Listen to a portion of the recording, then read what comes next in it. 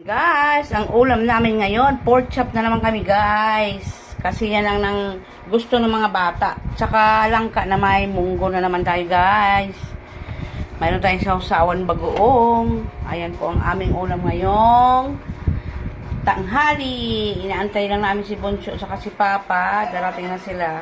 Ayan, ang aming ulam ngayon guys. Munggo with langka. Ayan. Yan naman aming ulam guys. Pork chop, walang kamatayang pork chop. Sausawan ho namin bagong isda. Yummy yummy yan guys. Yan, kainan na yan pag dumating na yung aking mag-ama.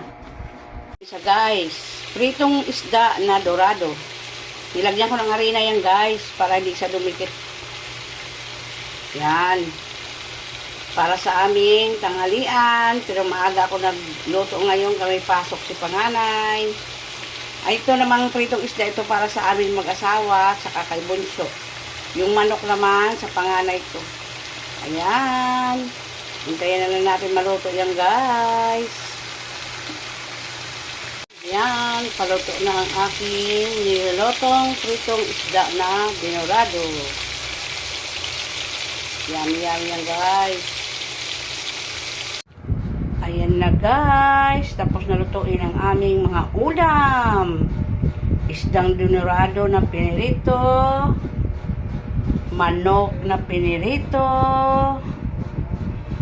walang sawang manok na pinirito, walang sawang isda na pinirito. Ang aming ulam ngayon. Yummy!